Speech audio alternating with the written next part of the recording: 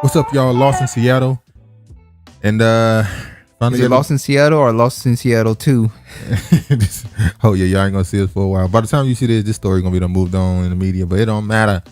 We gonna speak on what we want to speak on, and they got the what they're calling the big fish, but I don't think this is the big fish. No, we know who the big fish is. But R. Kelly has been found guilty. We're shocked. But here's the thing: they found him guilty of racketeering, sex trafficking. There was no underage in his convictions. He was not convicted of being a pedophile. I'm like, how is this? Which is the whole basis of what I thought this trial was, him being convicted as a pedophile. The whole trial is based off of him being with underage girls, but he didn't get convicted of that. Racketeering. Why did he get convicted of being with underage girls? Every last one of the girls' purpose of being there, the entire case is built on these girls being underage. But he got convicted of something totally different. Racketeering. Hugh Hefner. A RICO charge, sex trafficking. That's what he got accused of. So what Hugh Hefner was doing was not sex trafficking. And how they got him with the sex trafficking? I hate to say it like this. I'll get to it. We'll wait. We'll get to that. This first article here, as you can see, they break it down. He was R. Kelly found guilty of all charges in racketeering and sex trafficking trial. A New York jury on Monday found R&B singer R. Kelly guilty on all charges in his trial on racketeering and sex trafficking charges. Once again, whatever happened to the underage charges? What? I didn't read all this article, but why is he being tried in New York versus Atlanta or Chicago? Isn't that where we're gonna go deeper in this on Saturday. Where's Sony location located? Is it located in New York? Don't assume things. We'll get to it then. Okay. Whose real name is Robert Sylvester Kelly, could face decades in prison. Kelly, 54, was accused of multiple witnesses of targeting, grooming, and exploiting young women and men for his own sexual gratification, and running a sex cult by trafficking people across state lines. He also allegedly bribed the U.S. A government worker to help him marry a late R&B singer Aaliyah when she was 15 years old. Now look, it says that he has been accused by exploiting young women. I thought it would be underage women. Exactly. So they let it be known they didn't get him for that. And we're not putting this past him, but we've never heard of R. Kelly being with boys. Yeah, we have. I have. I haven't heard that before. Definitely heard that. I was surprised they took that. And another thing, why didn't Aaliyah's parents ever come out in the media about her marrying R. Kelly at the age of 15 if it wasn't consented by them? So I'm surprised it took that long for the boys thing to come out. That was already I didn't know that part. That was talked about. I never heard that before. The jury in Brooklyn federal court began deliberations on Friday, September 24th, after hearing from 50 witnesses throughout the trial, only 5 of whom testified for the defense. Accusers testified that Kelly controlled their day-to-day lives, including when they could use the restroom, and forced them to complete sexual acts. During Monday's court session, Kelly was described as stoic and emotionless, often moving to shake his head no at some statements being made about him.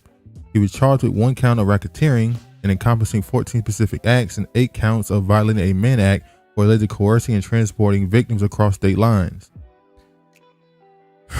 Look, let me say this. I believe R. Kelly is guilty. I think we understand what he is. He's a sexual deviant. We also know that he is also a victim of being having acts forced upon him, which means he's another case of a victim turning other people into victims. But I'm shocked. In order to get his innocence, he has to take somebody else's innocence. But I'm shocked that they're painting R. Kelly like he has the intellect. Let's be real. The man can barely read and write. Yeah, we're supposed to believe he's the head of some empire. Come on, man. Come on, bruh. You see here, the minister who married R. Kelly and Aaliyah described their secret wedding for the first time. So this is the minister who did it. For years, should he be charged? Allegedly he didn't know her real age. For years, the story of R. Kelly's marriage to 15-year-old Aaliyah Halton was shrouded in mystery. The two denied it had taken place even after the marriage license was published by the media. But on Wednesday, during R. Kelly's federal racketeering and sex trafficking trial in Brooklyn, the minister who married the two singers on August 31st, 1994, spoke publicly for the very first time. Nathan Edmond, now 73, told the court he had never met either Kelly or Halton prior to the ceremony and had not known who they were. Listen, I know you're a minister and you don't listen to secular music, but you knew who the hell R. Kelly was. But let's stop. There's no way he didn't know who R. Kelly was in 1994. Come on, man. I didn't think it was anybody special. I didn't understand it at all, Edmonds said in his testimony, which took place over a video conference call. Edmonds spoke after being subpoenaed. He acknowledged that he did not specifically want to take the stand. According to the federal indictment against Kelly, he met Halton when she was 12 years old and had been in a sexual relationship with her when she was still 18. Prosecutors alleged that Kelly married her because he believed she was pregnant and that could keep her from testifying against him. Kelly was previously charged with bribing an official in Illinois to get a fake ID for Halton, and the marriage license falsely listed her age as 18. Edmonds said Edmund was then called to handle the ceremony. It was a quick ceremony, about 10 minutes or less, in a hotel in Chicago suburbs, Edmonds said. The only attendees were himself, Kelly, Halton, Williams, and about 3 other gentlemen who Edmund did not know. Before conducting the ceremony, Edmonds said he was asked to sign a confidentiality agreement, but he refused, saying it didn't look legally sound. I looked at it, I read it, then I kind of chuckled and said it wasn't worth the paper it was written on. Instead, he was asked to give his word that he would never speak about the ceremony, to which he agreed. He offered somewhere between $25 and $50 to officiate, but he declined the money, he said. Like, come on. Bruh, come on. He knew who R. Kelly was. They offered him more than $25. He was in on it. He was in on it, man. Let's be real. More like 2,500 to 5,000. I find it funny that R. Kelly didn't take the stand. R. Kelly didn't take the stand. To me, this is when I go into my conspiracy bag. I believe he was told, take the hit. He'll be out in 2 years, like Bill Cosby. I agree. I don't think he's gonna be in jail long. I think they're gonna sentence him to 20 years or whatever. We know what this is. In 2 years, he's gonna get out on some little agreement that was made, and he'll get out. I'm not trying to go deep down the rabbit hole, but this is just a script. I'll tell you we'll do that Saturday. But if you think about it, we got to go a little bit into it now. To me, he was told, because he didn't get on the stand, and this is R. Kelly that we're saying is running some type of empire. No. Somebody else. First off, R. Kelly has connections, and he's a part of that wicked ass industry. He knows other people that do what he do. He's worked with people that do what he do. Yet he brought none of them up. Nobody got brought up. It was cut and dry R. Kelly. We ain't bringing no other. He is the head of the empire, as they said. He's the head of it, even though we know he's not. So somebody was being protected through R. Kelly, or some other people, should we say? Mm-hmm. I think, yeah. I'm not gonna go as far as to the way what you're saying. I believe, just like Michael Jackson, R. Kelly wanted something or was owed something. He wasn't given something. He went against the grain, and now it's biting him in the ass. They're going after him because he wouldn't do something that they told him to do, or he's fighting for something that he wants. And they're like, okay, you don't want to do that? Then we're gonna do like we did Bill. He's already in the middle of the hand. There's nothing else they could want from him. They already got him. Yeah, I'm talking about, they already got him. Somebody in the video gonna speak what I believe the conspiracy is. The video that you have. There's another article. Jane Doe testifies she walked in on R. Kelly sexually assaulting underage Aaliyah.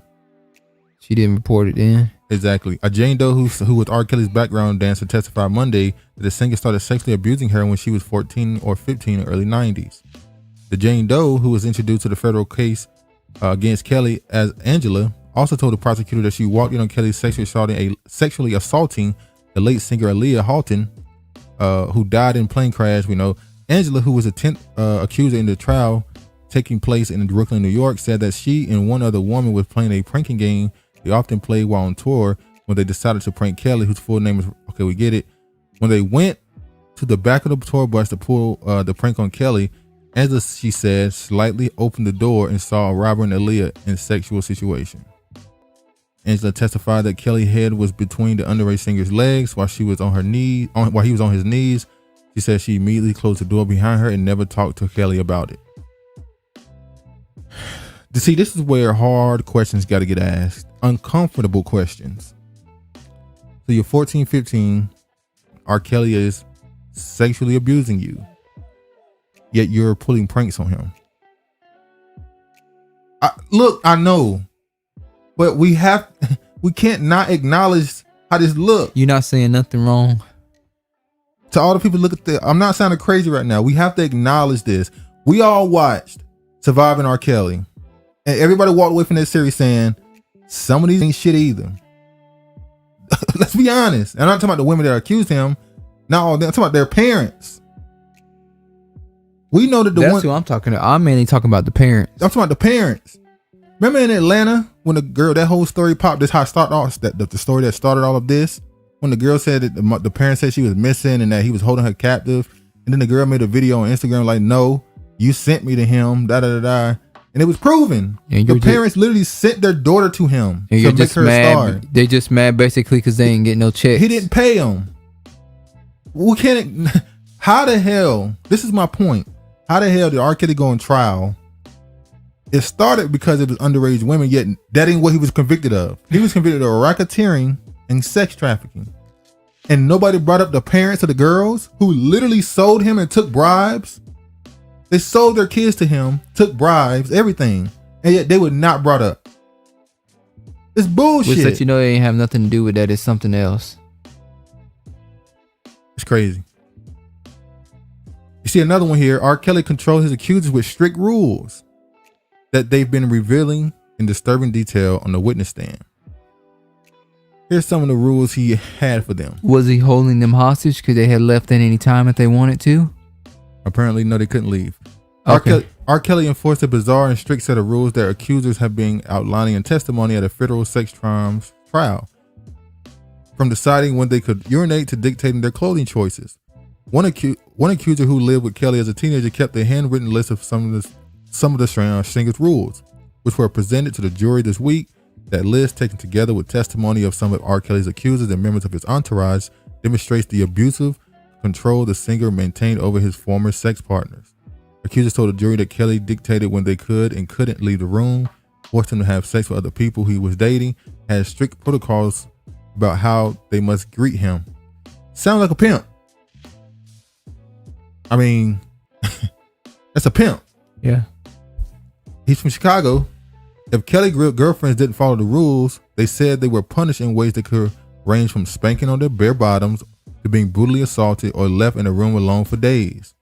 The singer is on trial for a long list of allegations, including claims that he ran a criminal enterprise to recruit girls, boys, and women to be sexually and physically abused by him. Kelly has denied all of the allegations against him. Once again, he had to pay people to go recruit people.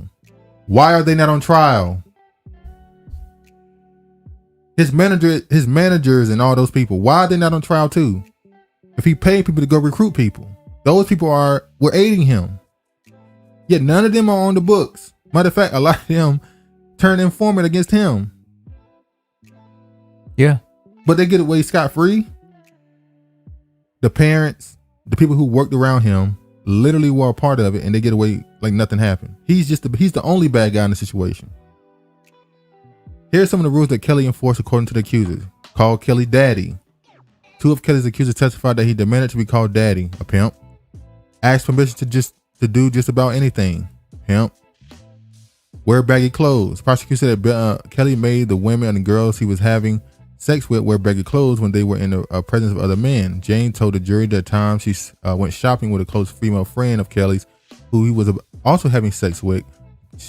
She testified that the friend told her she could only buy a pair of sweatpants in size large. Don't look at or speak to other men. Don't question Kelly. Put on a happy face or else. This is basic pimp stuff. How about to say so? Like they said, disturbing detail. This stuff is bizarre. This is basic pimp stuff. Sounds like he wanted him to be cooperative. Oh Lord, Travis going crazy. Kevin Samuels is R. Kelly Kevin Samuels? Damn. We're going to go ahead and move on past that. Yeah. Here's the this is another article. R. Kelly life from troubled talent to trafficking. I just found this interesting because they try to detail all the things that happened in his life that led to this moment. I just want to start with the early parts. It says right here. You about to go through all of that? No. In 1975, Kelly begins singing in a church. Around that time, years of sexual abuse by an adult relative begins, according to his memoir. 1979, Kelly witnesses a rape at age 12. 1983, mother moves her family from Chicago housing projects and enrolls Kelly in the prestigious Kenwood Academy. How could she hit forward? Hey, well, we know the stories about R. Kelly is they grew up very poor. As a matter of fact, if you talk to people around the neighborhood, they said that he was the guy in the neighborhood who smelled like pee and stuff. Oh, he was pissy. Yeah. So somehow he was able to get to here. His Army group, MGM, wins. So obviously, go through his life. He went on to marry Aaliyah and all this stuff. Was he not groomed? Sounds like he was groomed. That's what I'm saying. It sounds like he was groomed. Sounds like he was a perfect child for this wicked industry that they can use and mold into what they want it to be. He comes from a background where he was touched and molested as a child. Yeah. Which is what they tend to go after so they can mold you and use you the way they want to use you in the industry. You see right here, it said 1975, Kelly began singing in church. At that church, remember in the Surviving R. Kelly documentaries, they brought up the woman's name who ran the church, or the choir, the singing coach or whatever she was. That woman has connections to the industry. Yes, she does. She taught and trained a bunch of very famous singers. She's a vocal coach. She's a vocal coach. So how did R. Kelly just so happen to be groomed by this woman who has connections to the industry? No. She was, I think she was with the church. They weren't paying her. I'm talking about when he got to go to that prestigious maybe they did academy. Maybe it's a singing talent. It's very interesting how some of these hood kids are selected to go to these art music academies and they end up becoming celebrities. Yeah, Rolling Stone, R. Kelly trial, former tour manager, physician testify against singer. This is the guy who helped him get the license to marry Aaliyah, allegedly. He said after the situation, he quit. So he should be charged too. Once again, why is he not charged? He admitting it. Well, this is a plea. He took a plea deal, obviously, but still, why would you even allow him to take a plea deal? If it's so egregious what he was doing, why no one should be allowed to take a plea deal? You either admit to it or we gonna go after you even harder. Now I'm gonna show some clips from Black News Channel. Let me tell you something. When that what's that guy's name? Ed Buck. When Ed Buck was on trial for killing black men, 2 black men, or maybe even more, who knows? Black News Channel barely talked about it. Now they, according to the progressives, the super liberals, when they speak about straight black men in our community, is that we don't care about gays and women or LGBTQ and the women. We don't. Straight black men, they don't care. Yet Black News Channel barely covered that damn story. But they put out at least almost a damn 100 videos on R. Kelly. So who's their enemy? Is it people that commit heinous crimes? Well, they'll say they talked about R. Kelly more because he's a celebrity. Ed Buck is a Democratic Party donator. He's in politics. He's a millionaire. This is coverage that people would want to see. No. Because I don't think this guy's. I'm just. I don't think the numbers on this. I don't think the viewership on this was as big as they thought it would be. I don't think most people give a damn about this story.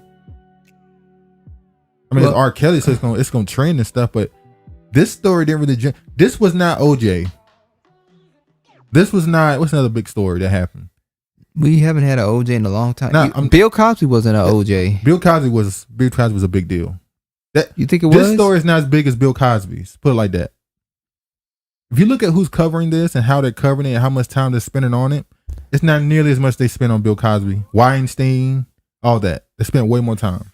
Well, I feel like Black News Network is the only one that's really talking about it. No, they're definitely not the only. The main screen, the main. Yeah, they are too. But Black News Channel made sure they talked about this ad nauseum to a point where it's like, damn, every day they kept you updated. I really don't watch CNN and SBC, ABC, so I wouldn't know. In this case, power and a powerful man did not win. Okay, so I want to deconstruct that for a second and begin with Black women and girls. We have a problem in the United States with any kind of sexual conviction of Black women and girls. Less than. What about the black little boy? Once again, when that Me Too movement thing was going on, I kept waiting and hoping and praying that the young boys in Hollywood that's being raped or sexually assaulted would be brought up. I kept waiting for the stories to come up. One story came out, the Kevin Spacey kid. The kid who accused Kevin Spacey, well, he a grown man now. Barely got any traction. He came out, they put his arm around him a little bit, he disappeared. Kevin Spacey came out and said, I'm gay, and went on about his life. Even did gave us all a nice little skit from the show. It was better than the whole damn season. It was better than the whole season, last season of House of Cards, I'm sorry. But the other dude came out, what's his name? Who came out and said that he was the Hollywood is full of predators.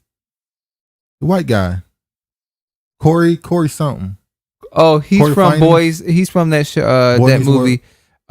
Boys, The Lost Boys. Yeah. He's in that movie, The Lost Boys. Yeah. So, and nothing happened. Like no one's listening to him. But, so I find it funny she once again excludes the young boys.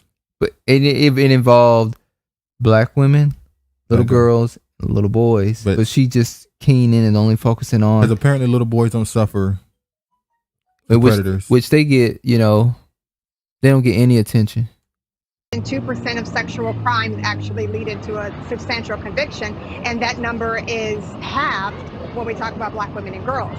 So this definitely does bring the sexual victimization of Black women and girls onto a federal stage.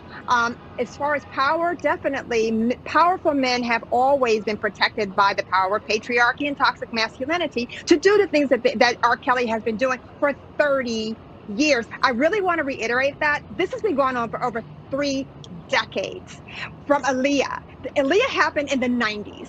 So I've been following this and speaking out against this in my professional spaces for over 30 years. So this definitely is a culmination of so many years of activism, so many brave survivors, so many brave journalists, people who have received death threats to have come together for this moment. And it should not have taken 30 years. You know what I found funny is a lot of these people that have built their entire careers off of R. Kelly. Like she's the one who founded the Mute R. Kelly Foundation. This is the woman. And then you got the other woman who was going, I forgot her name, the one who has I forgot the woman's name, who was going after R. Kelly for years. And then he finally gets arrested and he's going to prison, allegedly going to prison, possibly going to prison. And you look at these people and you go, well, what are you going to do next? Is your job now going to try to convince people not to listen to his music? Because that ain't happening. Well, just go to the comment section. Let's go ahead and get this out the way. They already said ain't nobody stopping listening to his music. They already said that the music ain't got nothing to do with the artist. They can separate the two. They already let it be known. They already let it be known. They can separate the two. They're not muting the music. They're going to continue to listen to it. Go ahead and move on with that. That ain't happening. So, but I wonder, is that their next thing? To convince people not to listen to his music? They're not going to do it. I think, and you think, I believe this is what you believe, that a lot of this has to do with the music. Yes. Or at least the ownership of it. Yes. Now, here's another video of Black News Channel, another clip, where they talked about the alleged conspiracy theories around R. Kelly. Some people saying that this has to do with ownership of his music, money. This is Sony going after him. Whenever you don't do things the way they want you to do, they release a file on you and have you destroyed through the media. Same things happened with Bill Cosby. People had allegations that that had to do with some things that he wanted to purchase, his philosophies and beliefs, and how he tried to use his power or his money, should I say? But money is power in this world.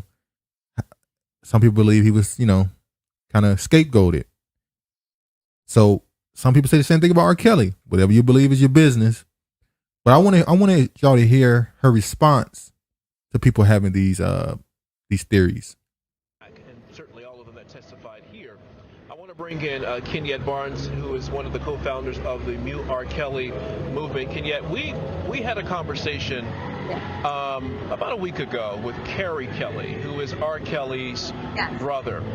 What was remarkable about that conversation was just 2 years ago, Carrie Kelly said his brother had a problem. Carrie Kelly said his brother would have him go out and recruit young girls at his concerts, and that his brother needed help.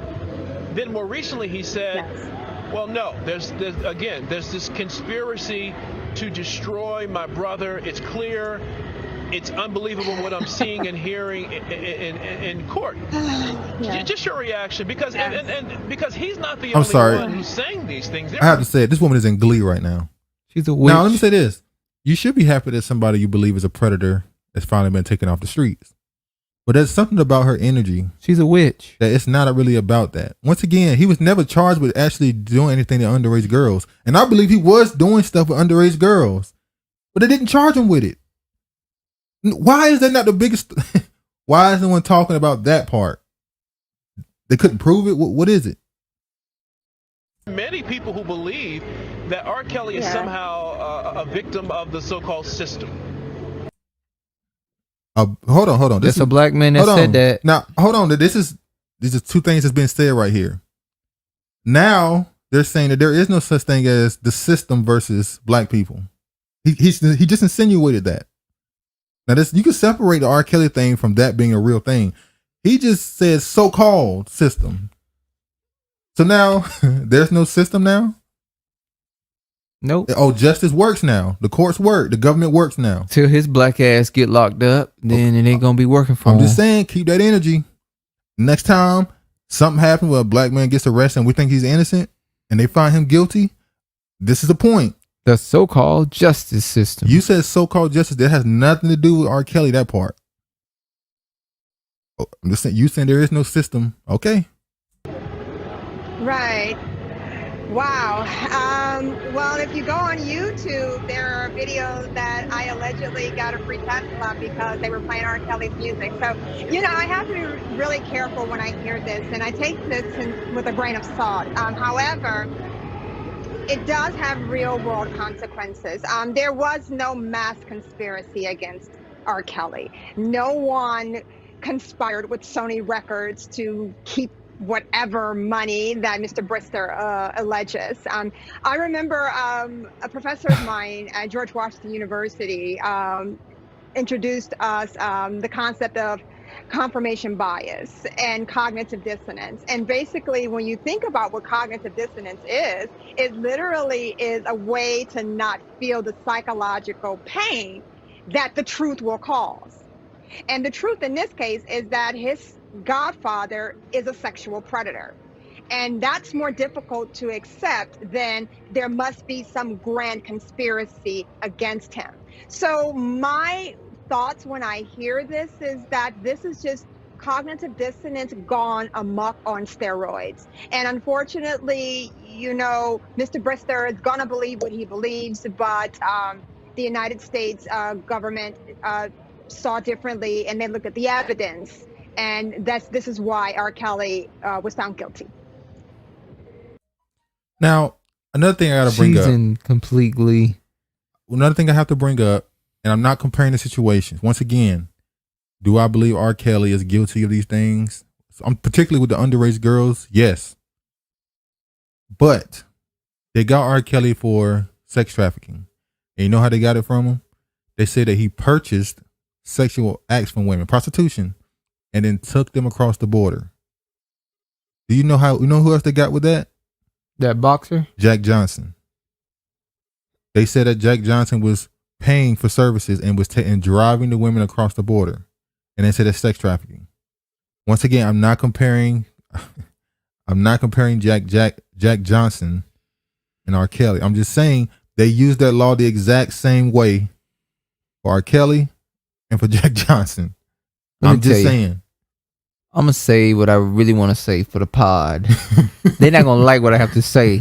Oh, we're going to get to it. Please.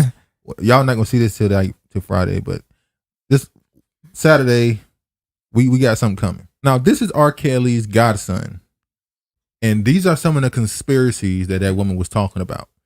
Now, he's going to say some things that clearly Travis agrees with.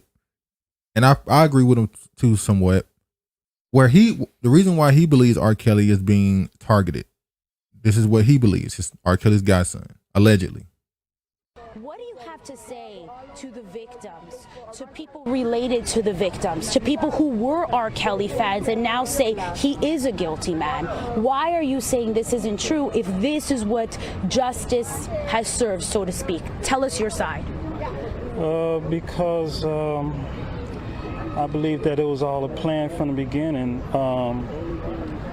The government knew what they was going to do, and Sony knew what they was going to do, and Sony wanted to push the narrative out to the media, to the world about him doing this so that they can keep his $1 billion that they owed him when he asked for it. And then when he went to go ask for his $1 billion, when he went to go ask for his $1 billion from the industry, then all of a sudden all these allegations came about.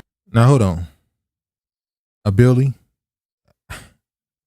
Do I believe R. Kelly's catalog is worth $1 billion? Yes. Do I believe he was ever going to get $1 billion?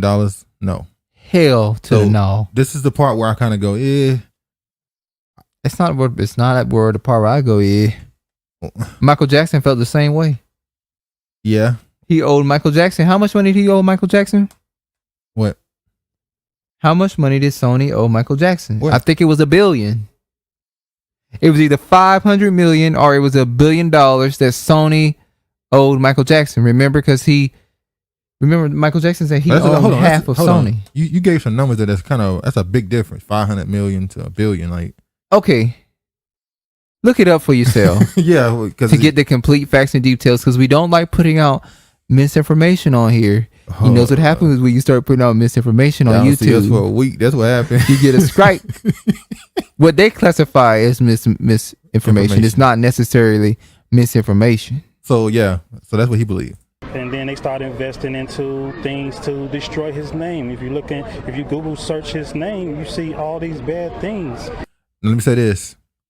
The internet definitely does influence how you view people. Since we started doing YouTube, I've been trying to figure out, because earlier on, our videos got so much traction so quickly. And it's not about the views, people. It's the interaction with your videos. You know, when you scroll down your timeline or recommendations or whatever, each video you see, they get a hit. Not a view, they get a hit for somebody saw your video exist. YouTube can control how many people even see that your video exists. You can have 10,000, you can have 100,000 subscribers, and YouTube will send your video out when you upload and YouTube will send your video out to 1,000 people. So you looking at your subscriber numbers, like, why? Because YouTube can decide based off your content if they want your subscriber. We're not talking about random people. They can decide if they want your subscribers to see your video. The same thing happened with Google. Google can paint you a certain way based off the first, and nobody clicks through 10 pages on Google.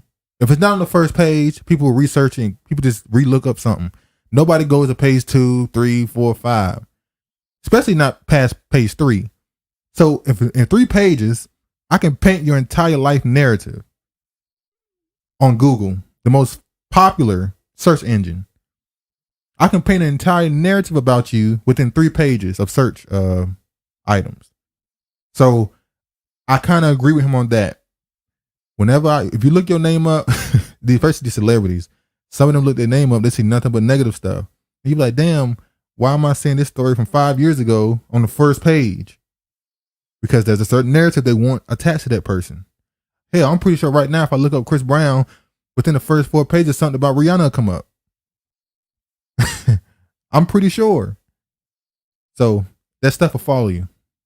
Let me ask you, did you watch Surviving R. Kelly, the document? Have you seen it? I'm sure you've heard of it. Yes, I saw it. Do you know personally any of the victims that appeared there, any of the people who had relationships with him that have spoke out and said, look, this is what happened? Do you know them personally? Can you tell us anything different from what these accounts, the picture these accounts paint? I know a few of them I don't. Heck, a few of them he don't even know. Some of them just came out and just said they knew him. And he didn't even know them. When's the last time you spoke to? So yeah, that's pretty much enough on his testimony or should I say his opinion on the situation. Like I said, do I believe R. Kelly is guilty of? Yes. I'm mad that he didn't actually get found guilty of what he's actually guilty of. The underage girls and boys. That's the actual crime. The other stuff is just all right. So how long do you think he actually gonna get? They gonna say like 8 or 9 years, but he only gonna serve 2. Nah, I think they're gonna say something like 25, 30 years, and then he'll end up doing like 8 or 9. I don't believe so. And when he get You out, might be right on the 25. They did too much of this. They did too much stuff to only give him 5 to 8 years. People be like, what the hell? So I think they're going to give him at least 25, 30 years and he'll serve 9, 10 years. That's what I believe. But once again, he did not actually convicted of what he's actually guilty of. The real crime was against those young kids. But they didn't find him guilty of that. So it's whatever. But anyway, man, we'll speak on this further in our episode on Saturday. Y'all be able to see this video probably on Friday. So yeah. But anyway, man, y'all be safe. All praise to the Most High and peace, man.